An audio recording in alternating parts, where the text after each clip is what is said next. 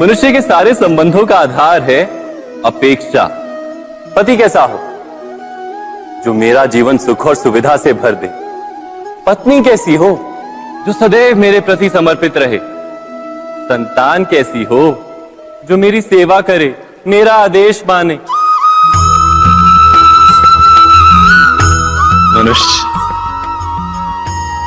मनुष्य उसी को प्रेम भी कर पाता है जो उसकी अपेक्षा पूर्ण करता है, और अपेक्षा की तो नियति है भंग होना। कैसे?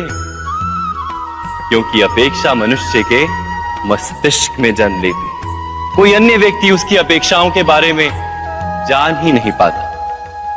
पूर्ण करने की प्रामाणिक इच्छा हो तब भी कोई मनुष्य किसी की अपेक्षाओं को पूर्ण नहीं कर पाता, और वहां से जन्म लेता है संघर्ष। सारे संबंध संघर्ष में परिवर्तित हो जाते। पर मनुष्य अपेक्षा को संबंध का आधार ना बनाए और स्वीकार करे केवल संबंध का आधार, तो क्या ये जीवन स्वयमेव सुख और शांति से नहीं भर जाएगा? स्वयं विचार कीजिएगा।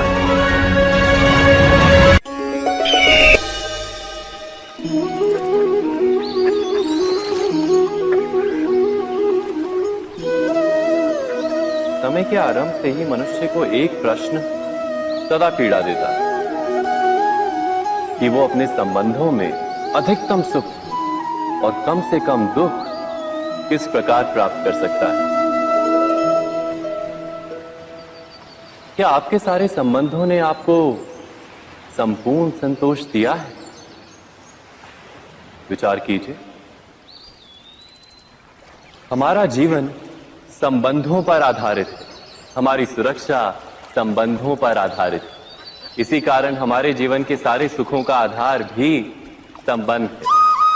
किंतु फिर भी हमें संबंधों में ही अधिकतर दुख क्यों प्राप्त होते हैं? सदा ही संघर्ष भी संबंधों से ही उत्पन्न क्यों हो जाते हैं? कभी विचार किया है? जब कोई व्यक्ति किसी अन्य व्यक्ति के विचार अथवा कार्य को स्वीकार नहीं करता, उसमें परिवर्तन करने का प्रयत्न करता है, तो संघर्ष जन्म लेता है। अर्थात जितना अधिक अस्वीकार उतना ही अधिक संघर्ष, और जितना अधिक स्वीकार उतना ही अधिक सुख। क्या ये वास्तविकता नहीं? यदि मनुष्य स्वयं अपनी अपेक्षाओं पर अंकुश रखे, अपने विचारों को परखे, किसी अन्य व्यक्ति में परिवर्तन करने का प्रयत्न ना कर स्वयं अपने भीतर परिवर्तन करने का प्रयास करे, तो क्या संबंधों में संतोष प्राप्त करना इतना कठिन? अर्थात क्या स्वीकार ही संबंध का वास्तविक अर्थ नहीं? स्वयं विचार कीजिए।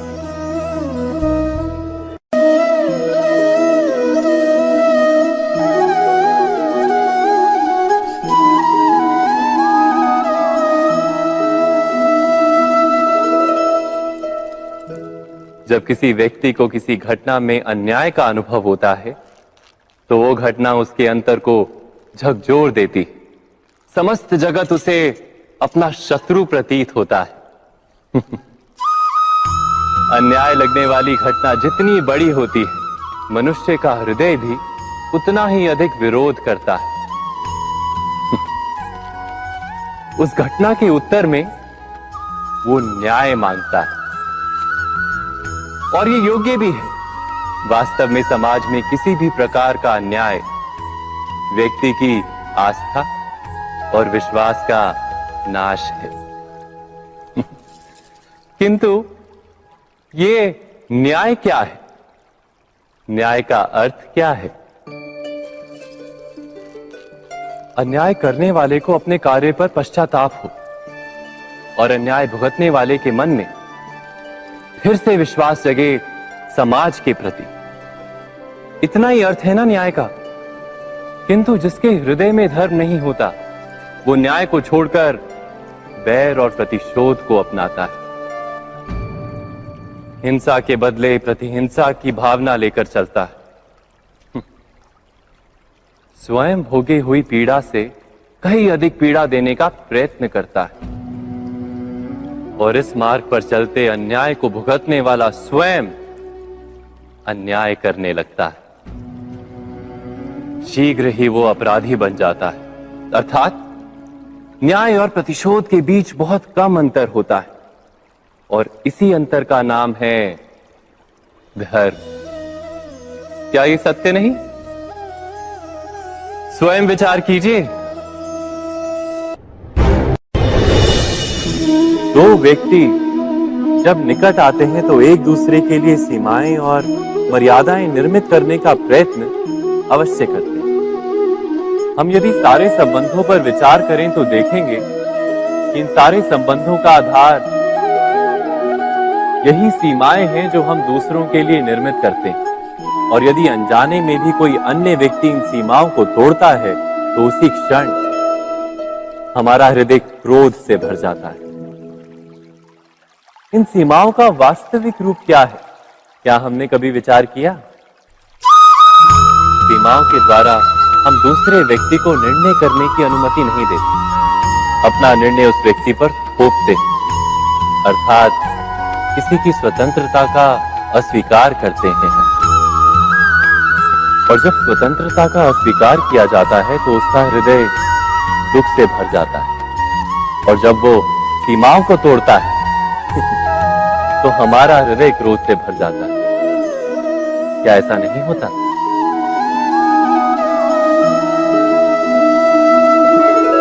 पर यदि एक दूसरे की स्वतंत्रता का सम्मान किया जाए तो किसी मर्यादाओं या सीमाओं की आवश्यकता ही नहीं होती।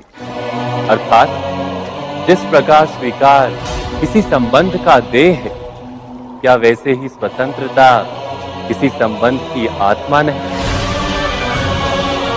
स्वयं विचार की।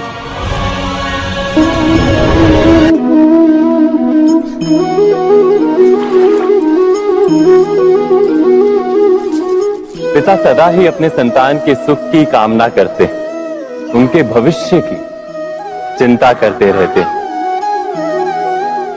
इसी कारणवश सदा ही अपने संतानों के भविष्य का मार्ग स्वयं निश्चित करने का प्रयत्न करते रहते हैं। जिस मार्ग पर पिता स्वयं चला है, जिस मार्ग के कंकर पत्थर को स्वयं देखा है, मार्ग की छाया, मार्ग की धूप को स्वयं जाना है, उसी मार्ग पर उसका पुत्र भी चले, यही इच्छा रहती है हर पिता की। निसंदेह उत्तम भावना है ये, किंतु 3 प्रश्नों के ऊपर विचार करना हम भूल ही जाते हैं। कौन से प्रश्न? प्रथम प्रश्न, क्या समय के साथ प्रत्येक मार्ग बदल नहीं जाते? क्या समय सदा ही नई चुनौतियों को लेकर नहीं आता? तो फिर बीते हुए समय के अनुभव नई पीढ़ी को किस प्रकार लाभ दे सकते हैं? दूसरा प्रश्न, क्या प्रत्येक संतान अपने माता पिता की छवि होता है? हाँ, संतानों को संस्कार तो अवश्य माता पिता देते हैं, किंतु भीतर की क्षमता तो ईश्वर देते हैं। तो जिस मार्ग पर पिता को सफलता मिली है, विश्वास है कि उसी मार्ग पर उसकी संतानों को भी सफलता और सुख प्राप्त होगा। तीसरा प्रश्न, क्या जीवन के संघर्ष और चुनौतियां लाभकारी नहीं होती? क्या प्रत्येक नया प्रश्न एक नए उत्तर का द्वार नहीं खोलता?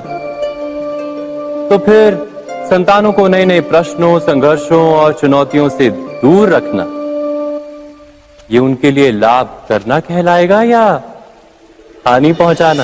अर्थात जिस प्रकार संतान के भविष्य का निर्माण करने के बदले उसके चरित्र का निर्माण करना श्रेष्ठ है, वैसे संतानों के जीवन का मार्ग निश्चित करने के बदले उन्हें नए संघर्षों के साथ जूझने के लिए मनोबल व ज्ञान देना अधिक लाभदायक नहीं होगा?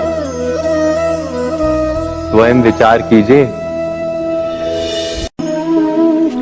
सबके जीवन में ऐसा प्रसंग अवश्य आता है कि सत्य कहने का निश्चय होता है हृदय में, किंतु मुख से सत्य निकल नहीं पाते।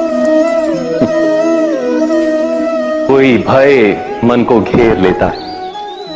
किसी घटना अथवा प्रसंग के बारे में बात करना या फिर स्वयं से कोई भूल हो जाए उसके बारे में कुछ बोलना, क्या ये सत्य है?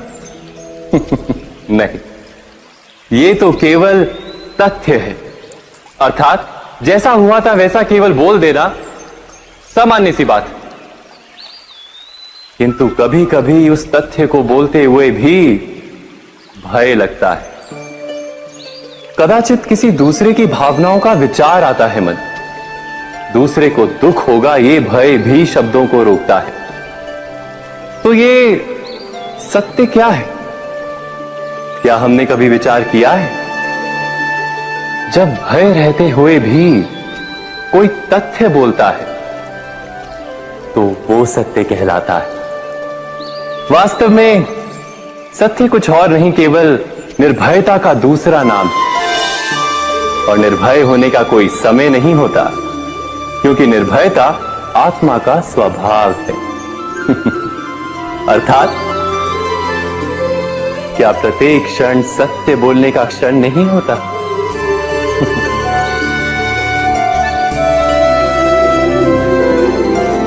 स्वयं विचार कीजिए। जब भी किसी की आशा और इच्छा भंग होती है तो उसका हृदय क्रोध से भर जाता है।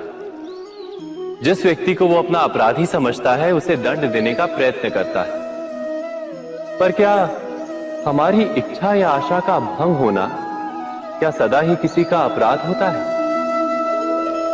इच्छाओं के अपूर्ण रहने के तो कई कारण हो सकते हैं। कुछ तो संजोग के कारण अधूरी रह जाती हैं और कुछ नियति के कारण। और कभी कभी इच्छाओं का स्वरूप ही ऐसा होता है कि वो पूर्ण नहीं हो पाती। बिना परिस्थिति पर विचार किए किसी को अपराधी मान लेना न्याय नहीं, प्रतिशोध है। न्याय का आधार तो दया है, करुणा है, और प्रतिशोध का आधार क्रोध, अहंकार। अर्थात हृदय में करुणा धारण किए बिना किसी के अपराध के विषय में विचार करना, किसी को दंड देना, क्या अपने आप में ही अन्याय नहीं? स्वयं विचार कीजिए।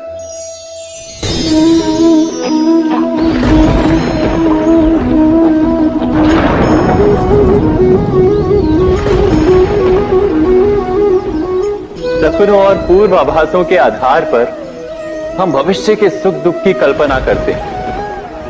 भविष्य के दुख का कारण दूर करने के लिए हम आज योजना बनाते हैं। किंतु कल के संकट को आज निर्मूल करने से हमें लाभ मिलता है या हानि पहुंचती है? ये प्रश्न हम कभी नहीं करते। सत्य तो ये है कि संकट और उसका निवारण साथ जनते, व्यक्ति के लिए भी और सृष्टि के लिए भी। नहीं, आप अपने भूतकाल का स्मरण कीजिए, इतिहास को देखिए। आप तुरंत ही ये जान पाएंगे कि जब जब संकट आता है तब तब उसका निवारण करने वाली शक्ति भी जन्म लेती है। यही तो जगत का चलन है।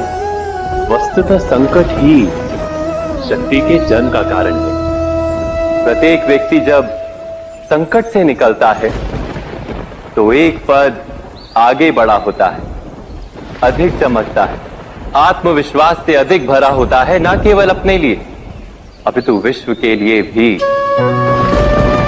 क्या ये सत्य नहीं? वास्तव में संकट का जन्म है एक अवसर का जन्म, अपने आप को बदलने का, अपने विचारों को ऊंचाई पर करने का अवसर, अपनी आत्मा को बलवान और ज्ञान मंडित बनाने का अवसर। जो ये कर पाता है उसे कोई संकट नहीं होता, किंतु जो ये नहीं कर पाता वो तो स्वयं एक संकट है विश्व के लिए। विचार कीजिए।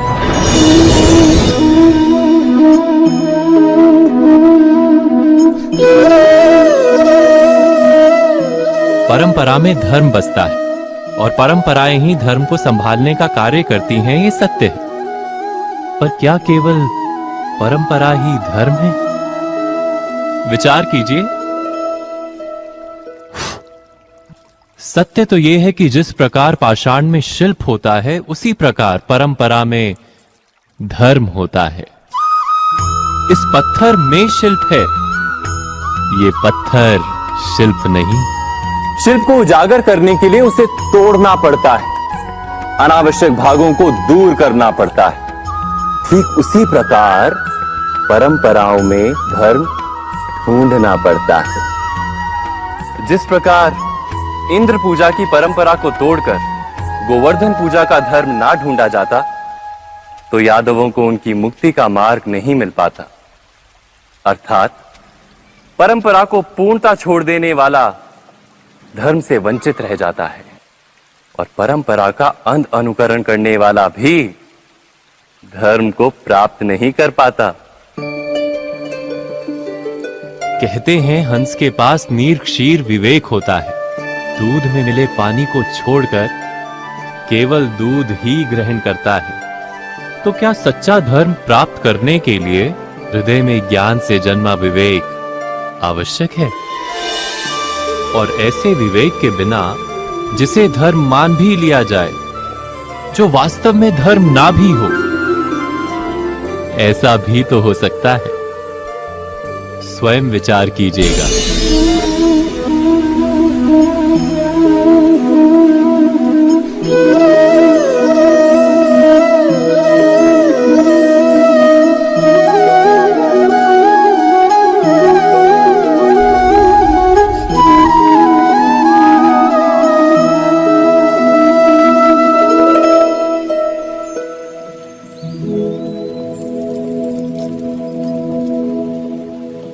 भविष्य के आधार पर सब आज का निर्णय लेना चाहते हैं।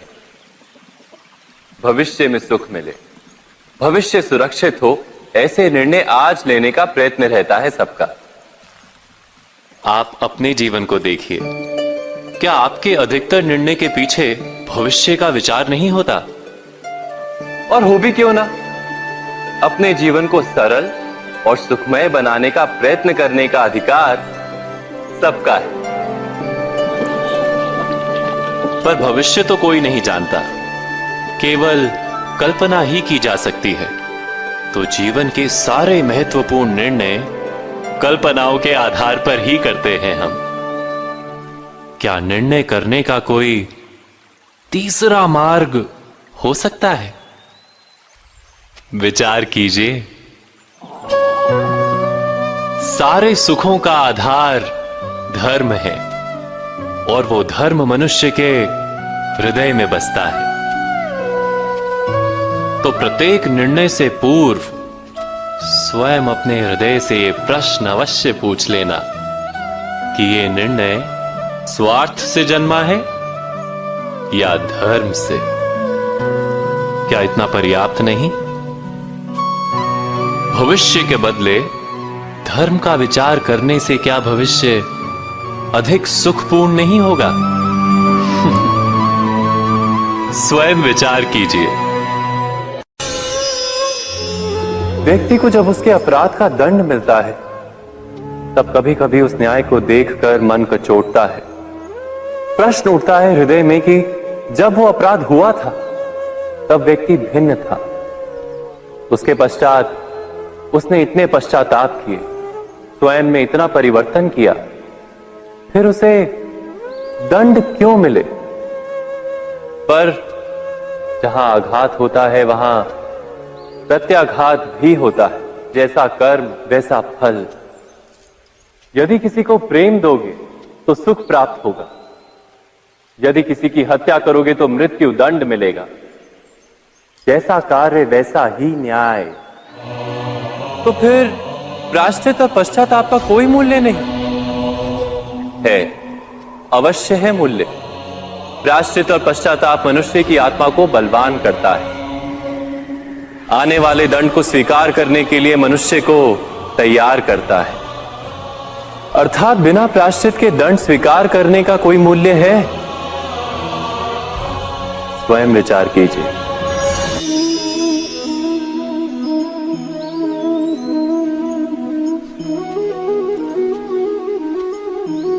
जब अपने किसी अच्छे कार्य के उत्तर में दुख प्राप्त होता है अथवा किसी को उसके दुष्ट कार्य में सुख मिलता है, तो मन अवश्य ये विचार करता है कि अच्छा कार्य करने का, धर्म के मार्ग पर चलने का तात्पर्य क्या है। पर दुष्ट आत्मा को क्या प्राप्त होता है ये भी देखिए। दुष्टता करने वाला हृदय सदा चंचल रहता है, अकुलाता रहता है। मन में सदा नए नए संघर्ष उत्पन्न होते हैं। अविश्वास उसे जीवन भर दौड़ाता है। क्या ये सुख? जबकि धर्म पे चलने वाले, अच्छा कार्य करने वाले, सच्चरित्र व्यक्ति का हृदय शांत रहता है। परिस्थितियां उसके जीवन के सुख में बाधा नहीं बनती। समाज में सम्मान और मन में संतोष रहता है सदा। अर्थात अच्छा बर्ताव भविष्य में किसी सुख का मार्ग नहीं। अच्छा बर्ताव स्वयं सुख अथवा बुरा बर्ताव भविष्य में किसी दुख का मार्ग नहीं। अधर्म उसी क्षण दुख उत्पन्न करता है। धर्म से सुख नहीं, धर्म स्वयं।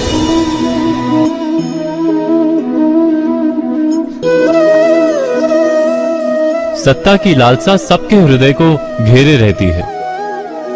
प्रत्येक व्यक्ति अपना एक राष्ट्र निर्मित करने का प्रयत्न अवश्य करता है। फिर वो राष्ट्र गुरु राष्ट्र की भांति बहुत बड़ा हो या फिर अपने परिवार तक सीमित हो, वो सत्ता प्राप्त करने का प्रयास अवश्य करता है। किंतु सत्ता का वास्तविक रूप क्या है? क्या हमने कभी विचार किया है? एक मनुष्य जितने अधिक लोगों के जीवन को प्रभावित कर सके, जितने अधिक लोगों के जीवन की स्वतंत्रता पर अंकुश रख सके, उतनी ही अधिक सत्ता का अनुभव करता है वो। सत्ता का वास्तविक रूप ही है अन्य के जीवन पर स्वयं का प्रभाव।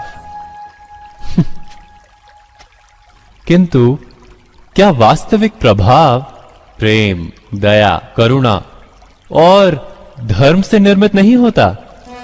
जब भी मनुष्य कठोरता और अधर्म से सत्ता प्राप्त करने का प्रयत्न करता है, तब वो दूसरों के हृदय में विरोध अथवा विद्रोह को जन्म देता है। और परिणाम कुछ इस प्रकार। हाँ, कुछ समय के लिए वो स्वयं को प्रभावी और शक्तिशाली अवश्य पाता है, किंतु वो वास्तविक सत्ता नहीं।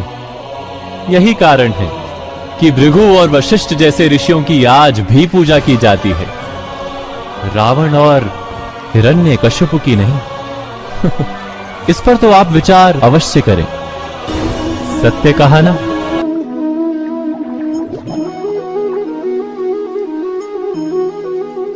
इस संसार में आने वाला प्रत्येक बालक संपूर्णतः संस्कार रहित होता है। उसके अंतर पर ना किसी अच्छे संस्कार के चिन्ह अंकित होते हैं, ना ही बुरे संस्कार के। अर्थात जन्म से बालक में ना कोई गुण होता है और ना ही कोई दोष। तो ये दोष अथवा गुण किस प्रकार प्राप्त होते हैं? क्या हमने कभी विचार किया है? जो बात माता पिता के मुख से निरंतर सुनी जाती है, वही बात उनकी संतानों के हृदय का संस्कार बनती है। जैसे किसी गांव में नदी तट तक एक पगडंडी बन जाती है केवल उस मार्ग पर बार बार चलने के कारण। अर्थात माता पिता के हृदय की इच्छाएं उनकी संतानों के हृदय का दोष अथवा गुण बनकर जन्म लेती हैं। क्या ये सत्य नहीं? पर फिर भी जब उनकी संतानों में कोई दोष दिखाई देता है, तो माता पिता आश्चर्य और दुख से भर जाते हैं। माता पिता का हृदय ये प्रश्न करता है कि उनकी संतानों में ये कुसंस्कार आए कहां से। सत्य तो यही है कि माता पिता अपनी संतानों को अनजाने में ही कुसंस्कार के बीज दे देते हैं, जो उनके संतानों की हृदय भूमि पर कुसंस्कार का वृक्ष बनकर उगता है। अर्थात अपनी संतानों को सुसंस्कारी और धर्ममय बनाने की आशा रखने वाले प्रत्येक माता पिता को प्रथम अपने हृदय की इच्छाओं पर अंकुश रखना क्या अनिवार्य नहीं?